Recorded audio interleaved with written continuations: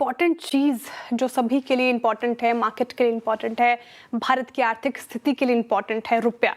अब आज फिर रुपए पर फोकस बना हुआ है और लगातार दूसरे दिन रुपए में हमें सुधार देखने को मिला है। एशियन मार्केट्स में रुपया सबसे ज़्यादा सुधरने वाली करेंसी है अभी। और रुपए में क्या दिखा है सुधार, कैसे दिखा है इनफैक्ट, और ये कितना टिकाऊ है, ये समझते हैं लता मैम से। लता मैम, गुड आफ्टरनून। और रुपए में हम दूसरे दिन देख रहे हैं ये मजबूती कितनी टिकाऊ लग रही है, कारण क्या है और क्या लग रहा है आपको आगे रुपए में क्या ट्रैजेक्टरी होगी? ओके, मैं पहले नंबर्स बता दूं। डॉलर अभी 96 रुपीस भी नहीं है, उससे भी सस्ता है। 90 पैसे में मिल रहा है और ये आज के तारीख में 0.3% का गेन है। लेकिन अगर आप वेडनेसडे के लो से देखेंगे 96 से कंपेयर करेंगे तो ये फुल 1% रिकवरी है रुपी में इन टर्म्स ऑफ लॉसेस।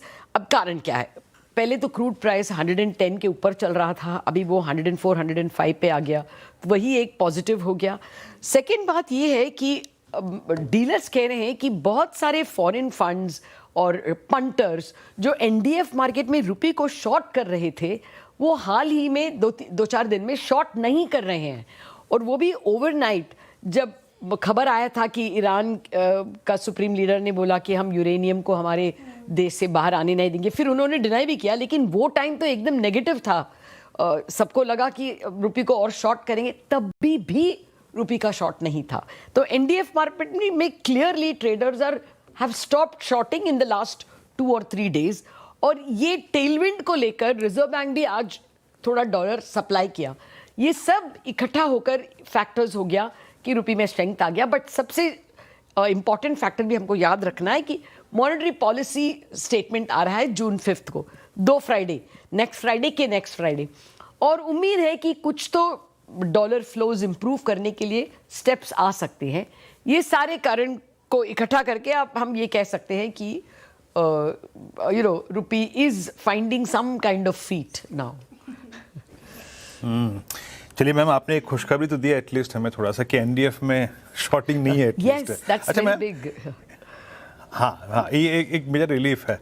तो बाजार क्या सेंस करने की कोशिश कर रहा है कि geopolitics is at least for the timing settling out? लग रहा है ऐसा कुछ मैम उनके? देखिए, ये बाजार ऑल्सो इज ओनली सेंसिंग कि जियोपॉलिटिक्स शायद है। ये लास्ट वर्ड न, मार्केट में ऐसा कोई नहीं है कि जो इसको आउट गेस कर सके। It all depends on what Iran does and what president Trump does.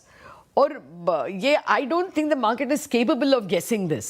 Everybody is waiting कि कहीं ना कहीं वॉर वियरी हो जाएंगे दोनों। ट्रम्प को भी इलेक्शन फेस करना है, Iran also has a limit to how much losses it can take. तो एक जेपी मॉर्गन का रिपोर्ट था कि जून 1 तक तो वॉर एंड होना है। सब लोग गेस कर रहे हैं। I don't think the market is more intelligent then any one person, specially in a completely difficult terrain like this.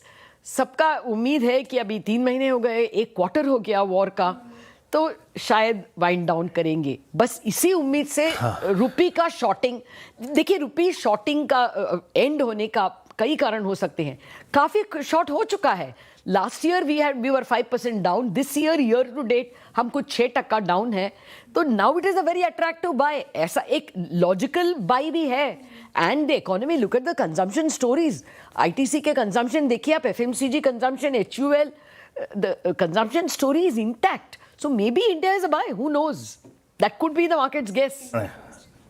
Actually दोनों कारण बताया आपने मैम कि थोड़ा ओवरसोल्ड भी है और थोड़े से अगर आप देखें अलाइनमेंट भी है, सब कुछ है। चलिए तो, लेकिन मैम ये एक बात जो चल रही है कि रिजर्व बैंक कोई इमरजेंसी मीटिंग कर रहा है रिगार्डिंग रेट बढ़ाने को लेकर, कुछ है क्या इसमें सत्य? कुछ मेरे को एक बहुत ही रिलायबल सोर्स ने कहा कि ये ऑफ साइकिल मीटिंग तो है ही नहीं उनके दिमाग में, और मैं इनको बहुत ट्रस्ट करूंगी। It is almost like someone who knows what is happening. और उन्होंने कहा कि अभी रेट हाइक के जरिए रुपये डिफेंड करने की बात तो आरबीआई में अभी नहीं है। आरबीआई का करंट मैंडेट है कि हम रेट इंस्ट्रूमेंट सिर्फ इन्फ्लेशन ग्रोथ के लिए यूज करेंगे। और इन्फ्लेशन का लास्ट नंबर क्या था? 3.48। आरबीआई का मैंडेट है कि 4 में रखना है, उससे कम है। और अगर आप 1 ईयर फॉरवर्ड देखेंगे, रिजर्व बैंक का फोरकास्ट है 4.6। इतना खराब तो नहीं है, 4% के इर्द गिर्द में ही है। आरबीआई के सिनारियो बिल्डिंग्स आप देखेंगे, उनका रिपोर्ट आया है, एमपीआर रिपोर्ट कहते हैं, मॉनेटरी पॉलिसी रिपोर्ट, उसमें भी अगर क्रूड का एवरेज $95 रहा ये पूरा year, then they see inflation at 5%. Even that is not a very ugly number. 4% plus और माइनस 2% का रेंज में ही आ रहा है.